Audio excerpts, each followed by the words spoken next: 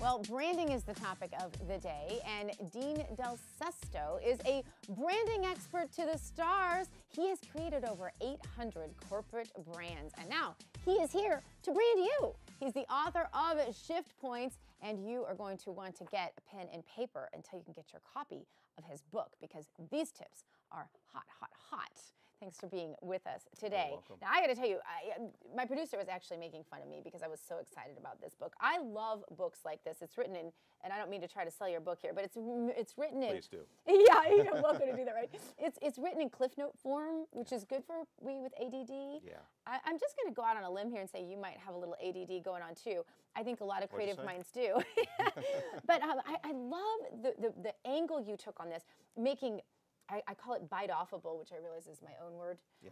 But bite-offable pieces of information that will help people really develop their brand quickly. And there are a lot of tips in here. I guess I just want to start with which are your favorites, because I had trouble choosing, to be honest. There's so many in the book, but one of the ones I really do enjoy, and it happens to be the topic we've been talking about today, is if you were a brand, would you buy yourself or would you keep on shopping? Ooh. And I think there's times where during our life where we need to take a close look and evaluate, what's going on in the relationships we have, whether it's in business or whether it's in our marriages or whether it's with our children.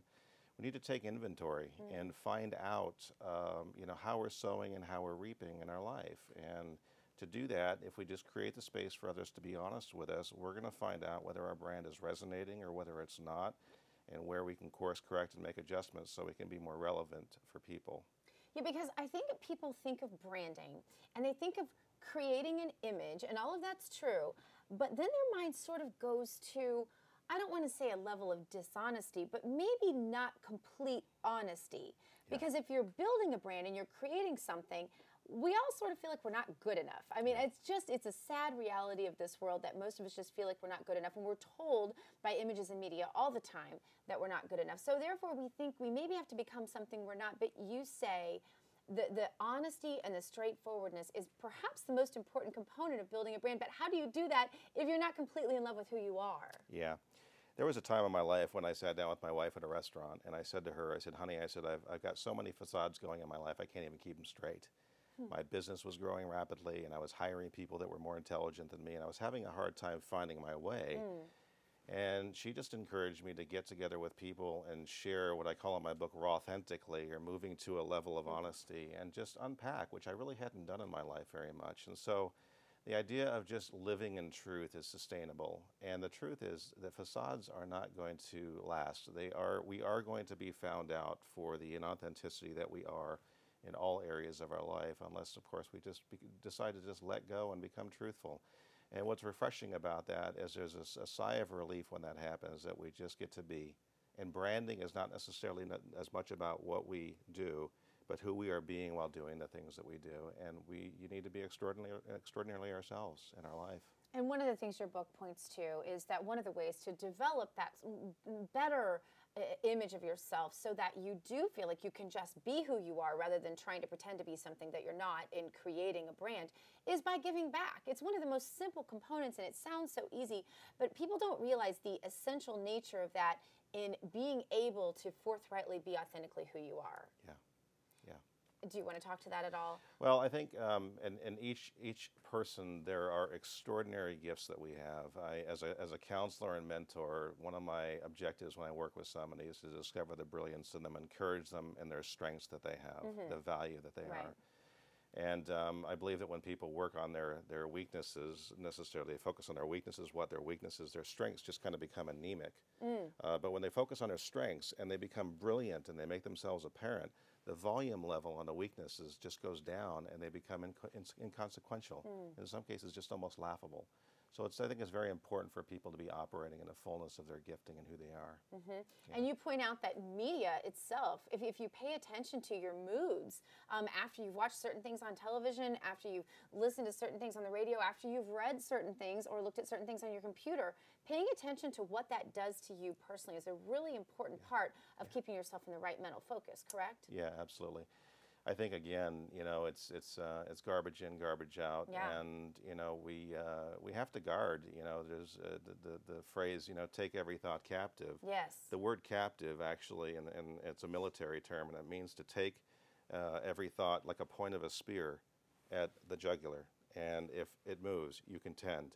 And I think when we have thoughts or the conversations that we have with ourselves are less than positive as a result of the stimulus that we're taking in, we have to just take those captive and re-engineer them until they start working and bearing fruit in our life. Mm-hmm. Yeah. I have a close friend. I'm gonna make this very personal for a moment. I have a close friend who will be talking, and all of a sudden you just see this person sort of go distant. Yeah. And I say, "What are you thinking about?" And this person, a good friend of mine, will often say, "A bad memory in my life." This person really thinks a lot about those bad memories. And I know this person isn't alone. So I want to ask you, how do you change your thoughts? Because that sounds monumental to people who really have a struggle with this. Yeah, and I think that it is a hard thing because people do struggle. But I would probably say 90% of people that get caught in the drift during conversation are thinking of things that they need to do next, or they're thinking of things that are self-serving in their life. There's probably a very small fraction of the people out there that are actually really contending with difficulty. But even in those cases, I think it's critical that the person realize that every interaction that they have with another is an opportunity to make an impact and a difference in their lives, and that whenever our focus is on ourselves for whatever reason, it actually takes away the opportunity for something beautiful to happen in conversation. And so it really is, when we don't remember people's names, we don't care enough about them. When we show up late, we don't care about them. When we drift in conversation, there's a level of not caring that exists there that could be there, and we all, we get real reward when we care for others in an exemplary way.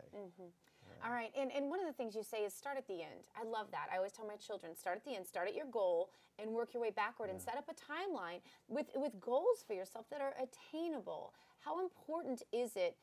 What if you just don't know what your end goal is? Yeah, I think sometimes, we're a little reluctant to open ourselves up to feedback from others, to create the space for honesty to take place in our life, a safe place.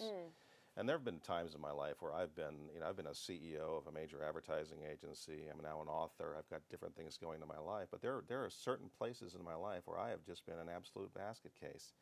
And I had no idea what direction I was going to go. And when I finally decided that I was going to get very open with people and share, not for the purpose of being a victim or having a pity party, but to actually get help. People stepped into my life and they encouraged me with the gifts that God gave me and gave me confidence to start seeing more clearly. So I think transparency is one of those tremendously underrated, underutilized tools that we have. And so I think just being open and honest is gonna create the path for things to take place. One of the things you say you did recently was you started journaling. Tell us about the value of journaling in a life, because it is so hard, I have to say. I keep a journal all the time, keep it with me all the time. I am terrible about it. I fail and fail and fail. I'm not sure it's helping me, because all I'm thinking about is, why can't I just keep a journal?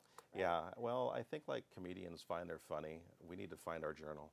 And everybody writes differently. Yeah. And for me, it could be bullet points. It could be bullet points. It could be quotes. It could be shorts. It could be I have a friend of mine who writes 1,000 words a day. That's his journal, and he's committed to that process. But I think everybody, in order for it to be sustainable over time, you have to figure out what it is where are your thresholds? What can I do with a level of consistency? And for me, it's writing quotes. It's developing taglines. Oh, I love quotes. Yeah, so that's do a great place to start. It's fun, and it's simple. And I named my company Brevity because in today's media saturation, people don't have time to read. Yes. So you have to put things in small bits for people. I love that. Yeah. I really do love that. So starting with quotes, I think even starting, if you're a person who gets up in the morning and does a Bible study, writing what you learned that day, writing your feelings, just related to a risk you took. I challenge my viewers to take a risk every single day. I think that's really important. And I think even just also writing down what foods you ate. You pointed to this. You said that the food you eat can actually determine your success for the day, that people should find the foods that work for them. Tell us about that. Yeah, quickly because we're almost out of yeah, time. you bet. I think, in a nutshell, people do not know which foods to put into their body, so they basically anesthetize themselves with whatever they can get in there. And you have to just pay attention because, whether you wake up confident or somewhat fearful the next day can often be determined by whether you eat something heavy the night before, whether your body's busy dealing with the inflammation. Food is an amazing thing, and the less you eat of it, the more the body has a chance to do what it's supposed to do in terms of healing, the more the mind is clear to think of things. Food is a numbing agent for many, and it shouldn't be. I love that. And we're learning more and more about Oh, yeah. inflammation in the body Oh, yeah. and how being lean just extends your life. So less food is more, is what you're saying. This is a great book. I really do love this. Dean Del Sesto, thank you so much for being with us and helping us find our shift points, I guess you'd say.